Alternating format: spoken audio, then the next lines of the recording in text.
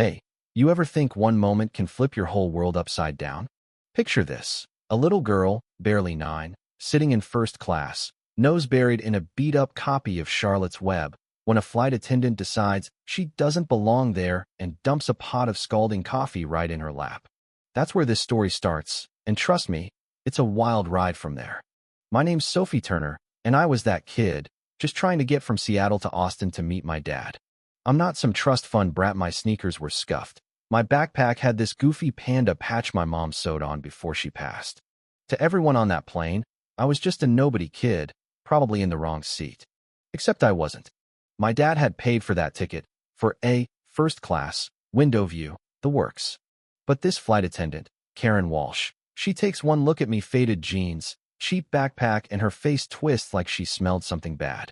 "Sweetie," she says, voice dripping with that fake honey tone, "you sure you're in the right spot?"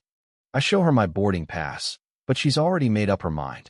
"This must be a glitch," she announces, loud enough for the whole cabin to hear, like I'm some stowaway. "First class isn't for kids like you." I'm sitting there, clutching my book, trying not to cry, when she leans in closer, her perfume choking me. "Let's find you a seat in economy, where you'll fit right in." The guy next to me, some suit named Tom Reynolds, shifts uncomfortably but doesn't say a word. Nobody does. I'm 9, alone, and this woman's got all the power. Then comes the coffee. She's holding this silver pot, steam curling up, and I swear I see her wrist tilt just so, right over my lap. The burn's instant, soaking through my jeans, stinging like fire. I scream. The cabin goes dead quiet, and Karen just stands there, smirking. "Oops," she says, not even pretending it was an accident.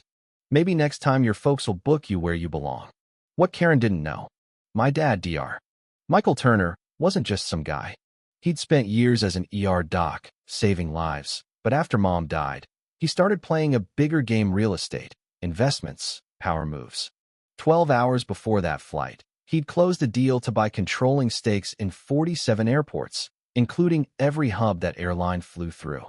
Yeah, Karen picked the wrong kid to mess with. We land in Austin, and there's Dad at the gate, 6 feet 4 inches of quiet fury. I'm still shaking, jeans stained, eyes red, but when I tell him what happened, his face goes still, not angry, just dangerous. He doesn't yell. He doesn't need to. Within minutes, he's got airline execs scrambling, pulling footage, and Karen's hauled off the plane, her perfect blonde bun unraveling as she realizes she's done. "I didn't know who she was," she pleads, but Dad cuts her off, voice like steel.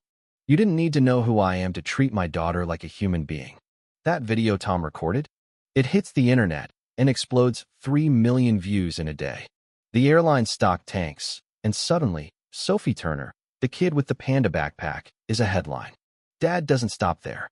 He calls a meeting with every major airline, lays down what we now call the Turner Code: mandatory anti-bias training, body cams on all staff, passenger advocates on every flight.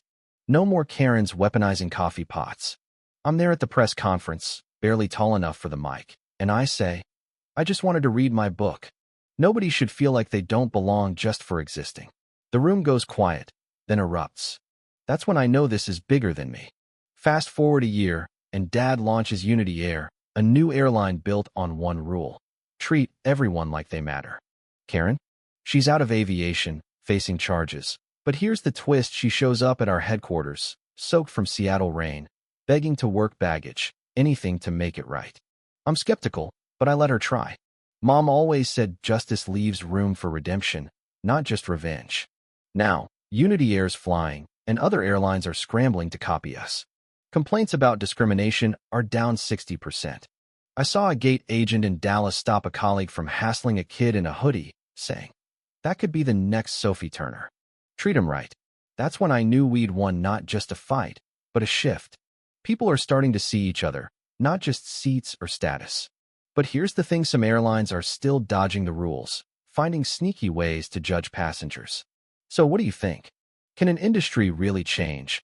Or are we just one spilled coffee away from sliding back? Drop a comment. Tell me your story. Have you ever been made to feel like you didn't belong? And how do we keep pushing for a world where dignity's not a luxury?